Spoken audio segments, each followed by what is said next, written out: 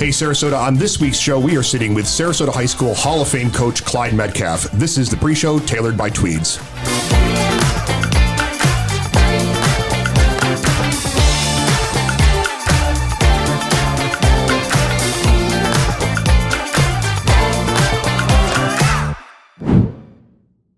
Hey, Sarasota, this is a pre-show tailored by Tweeds. When you're looking to level up your style, be sure to check them out online, in person at one of their number of locations, or use the QR code on the screen to find out more.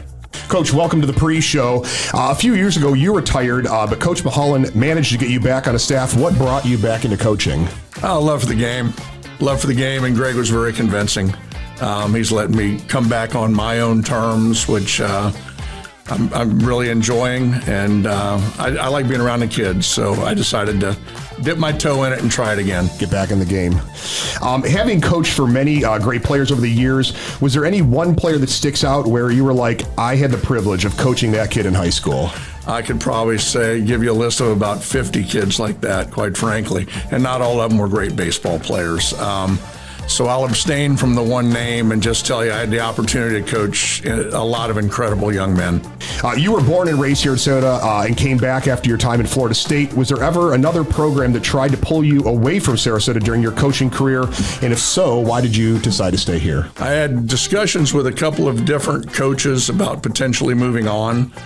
But to be honest with you, once I got that Sarasota job, I felt that I had I fulfilled a dream, number one. Number two, I was living in a community that I thought would be great to raise our family in. We had a tremendous support system, my wife and I did, and I never really entertained another job until the day I retired because this community meant a lot to me. That wraps up the pre-show with Coach Metcalf. Be sure to check out tweedssuitshop.com to learn more about them. Stick around for a sneak peek with this week's guest, Coach Metcalf.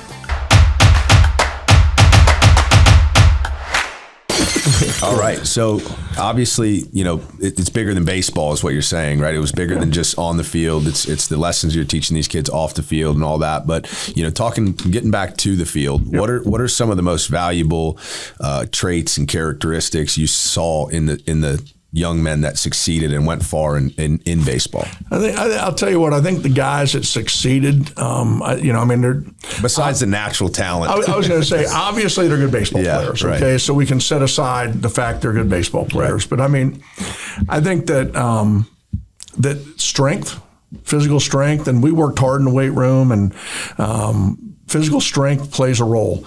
I mean, if you have two equals and one is strong and one is weak, strong wins. That's just the way it is. Strength is going to win. Just like roofers. Just like roofers. And I didn't do that on purpose. But strong is going to win. I think something that's being forgotten in today's athletes, and I see as I'm watching stuff, is athleticism, because a little known fact about Sarasota High baseball, for a 21-year period, the starting quarterback on the football team for 20 of those years was a baseball player. Yeah. Marcus Sanders, Brian Hahn. You're not lying. That's your era. Yeah. Your era. Yeah, Casey, Roger Miller, Ray Sapple. I mean, the list goes on. But I think that we're missing a little of that athleticism with the kids, isolating and dialing in on, I'm a football player, so when football ends, I have to play 7-on-7. Man, when you played football, there was no 7-on-7. Right. Yeah. Okay. When I was coaching, I coached football for 20 years. When I coached football, our linebackers and linemen wrestled. Our defensive wrestling was backs, the hardest damn sport I ever did, especially when I was wrestling under Coach Jones. Ron Jones. I was the AD when Ron Jones was wrestling coach sidebar, and he did things, and I'd go, Coach, you can't do that. Yeah, I would throw up regularly, all the time, nonstop. He was my coach in wrestling. I know, but it helped you. Oh yeah, absolutely. But like our running backs and DBs ran track. Yeah. Well, now they go do 7-on-7. We had guys that played basketball. Basketball players came out and played baseball. Baseball players played football. Everything's gone year round now. Yeah. And I think that athleticism component is something that's really missing, because strength training has improved. Yeah. In my opinion, I think strength training has evolved for the individual. And when you were sports. doing it, even when I was there, that wasn't like I guess after Mark McGuire, Sammy Sosa days, it kind of became more popular, but you were doing it a little bit.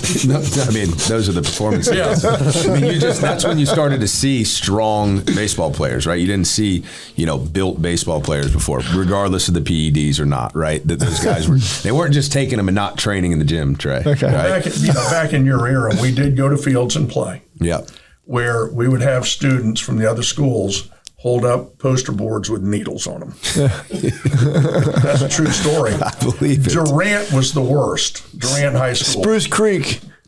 We used to call it Juice Creek. Yeah. that was wrestling. Their weightlifting was ridiculous. But, it was like, their coach would say to their kids, you don't understand what these guys do in the weight room. Yeah. And we didn't make up those programs. We went and met with college strength coaches that got those programs. Man, I never invented anything in my life. I stole everything. We got the same treatment, maybe not the poster boards, but when we won states for weightlifting in 2008, we was with Chaz McLeod.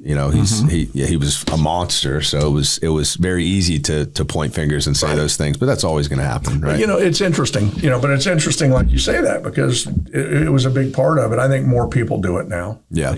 But that athleticism component, being a true athlete, I think is missing in a lot of sports.